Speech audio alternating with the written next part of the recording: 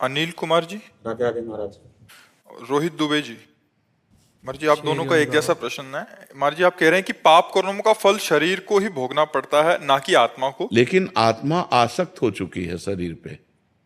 समस्या तो इसी बात की फंस गई ना कि आत्मा शरीर में आसक्त हो सकती है। जैसे तुम ईमानदारी से बताओ, तुम अपने को आत्मा मानते हो, शरीर मानते हो ना? इसीलिए उसको बार बार दुख भोगना पड़ रहा है, जन्म मरण भोगना पड़ रहा है। यही बात को, इसी को जब हम साधना के द्वारा अपने को अलग देख लेते हैं तो जीवन मुक्त हो जाता है, वो विदेह मुक्त हो जाता है, वो मोक्ष को प्राप्त हो जाता है। समस्या तो यही है कि निर्विकार आत्मा विकारी शरीर में फंस गई। शरीर ने नहीं फंसा, आत्मा ने स्वयं इसको स्वीकार कर लिया। जैसे मैं पुरुष हूं, अब वो मैं है आत्मा और पुरुष है माया। अब आत्मा ने माया को पकड़ लिया और कह रहा है माया ने मुझे पकड़ लिया। उल्टा बोलेंगे ना आप बोलेंगे उल्टा कि मैं तो छूटना चाहता हूं पर माया ने मुझे पकड़ लिया। ऐसे हम पकड़े हैं, हम कहते हैं माइक ने मुझे पकड़ लिया, मैं तो छोड़ना चाहता हूं। तो छोड़ दो, तुम्हें किसने पकड़ रखा है? तुम ही काम को भोगते हो, तुम ही क्रोध करते हो, तुम ही लोभ करते हो, तुम ही मोह करते हो। तुम्हें किसने पीड़ा दी? तुम जब इच्छा करोगे तब आएगा, ऐसे थोड़ी काम आ जाएगा। आप विषयों का ध्यान करोगे, विषयों का चिंतन करोगे तो काम आ जाएगा। अगर भगवान का चिंतन करोगे, भगवान का ध्यान करोगे तो भगवान आ जाएंगे।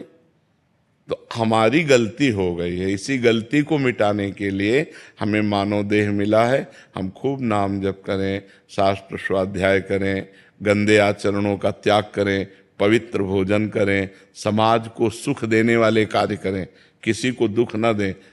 अभी ज्ञान प्रकट होना शुरू हो जाएगा और जैसे जैसे ज्ञान प्रकट होगा तो जैसे हम आपको अलग देखते हैं ना, ऐसे हम अपने शरीर को अलग देखते हैं।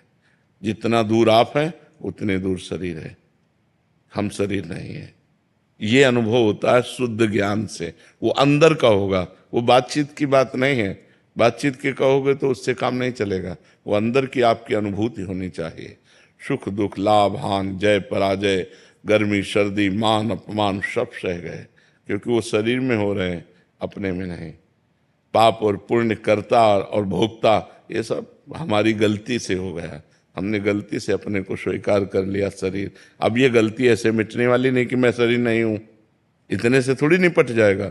अब इसके लिए तपस्या करनी पड़ेगी, साधना करनी पड़ेगी। तो तपस्या क्या है? आए हुए काम के ताप को सह जाना, क्रोध को सह जाना, समाज के द्वारा दी हुई प्रतिकूलता को सह जाना, खूब नाम जप करना, भगवान से प्रार्थना करना कि हमें शुद्ध ज्ञान दो, तो भगवान ज्ञान दें। सोई जानई जे देह जनाई, और जानत तुम्हें तुम्हें हो जाई। जिसे भगवान अनुभव करा देते हैं वो भगवत स्वरूप हो जाता है, वो साक्षात भगवान का स्वरूप हो जाता है। महाराज जी, पूर्व में पाप किए हैं, आपने लिखा कि अभी नवीन शरीर में इसका भोग क्यों करना पड़ रहा है? क्योंकि आप ही हो ना, आत्मा तो पूर्व में भी वही थी। मान लो जैसे आप पैजामा कुर्ता पहन के हमें पीड़ा दें और पैंट शर्ट पहन के घूमें, तो जब हम रिपोर्ट करेंगे तो पिटोगे तो तुम ही ना, तुम्हारा पैंट शर्ट थोड़ी बचा लेगा। नहीं कि आप कह दो पैजामा कुर्ता वाला तो और था, नहीं नहीं, तू ही पैजामा कुर्ता पहने था, तो तू ही पूर्व जन्म में शरीर धारण करके पाप करके आया है। अब वो शरीर छूट गया, अब ये शरीर मिला, तो है तो तू ही ना, तो तुम्हें ही तो भोगना पड़ेगा। समझ पा रहे? महाराज जैसे आपके इस शरीर से तो कोई पाप बना ही नहीं आपसे। हम ये शरीर क्या है? कपड़ा। वसाम से जीर्णान यथा विहाय, शास्त्र का ज्ञान होना चाहिए। ये आत्मा का कपड़ा है। आत्मा ने वो कपड़ा पहनकर पाप किया, लेकिन कपड़ा उतार कर आ गया तो भोक्ता कौन बनेगा? वही आत्मा। शरीर बदलने से तू नहीं बदल जाएगा। घाघरा चुनरी पहनकर ओढ़ करके गलत काम करो और फिर इसके बाद पैंट शर्ट पहन लो, तो जब पकड़े जाओगे तो थोड़ी गा कि हमने घाघरा चुनरी में किया था। नहीं, डंडा चलेगा। डंडा चलेगा कि नहीं चलेगा? तो उसी शरीर को सजा क्यों नहीं मिलती? इसलिए कि बहुत बड़ा हिसाब है। जैसे आप थोड़ा 5 मिनट पाप करो, इसके बाद पूरे जीवन भर सजा भोगनी पड़ेगी। तो अगर हम प्रश्न करें कि 5 मिनट पाप किया तो 5 मिनट सजा दे दो, पूरे जीवन क्यों सजा भोगनी पड़ेगी? यही इसीलिए कि पाप कर्म का फल बहुत लंबा होता है। तो अनेक जन्मों से हम पाप करते चले आ रहे हैं। तो मनुष्य जैसे ये जन्म है, अब तुम्हें छूट है, अब आज तुम कोई पाप कर डालो, तुम्हें अभी दंड नहीं मिलेगा। तुम्हें पीछे का भी दंड भोगना पड़ेगा। जो पीछे करके आए पाप पुण्य, उसको भोगना पड़ेगा। अभी पाप कर रहे हो, आपका पुण्य का नंबर लगा हो तो आप बहुत सफल होते चले जाओगे। तो आपको लगेगा कि पाप कर्म कर रहा हूं, बड़े मौज से रह रहा हूं। मौज से नहीं रह, तुम्हारे पुण्य कर्म इस समय लागू हो गए इसलिए मौज है, और जिस समय पुण्य कर्म खत्म हुए और ये वर्तमान का पाप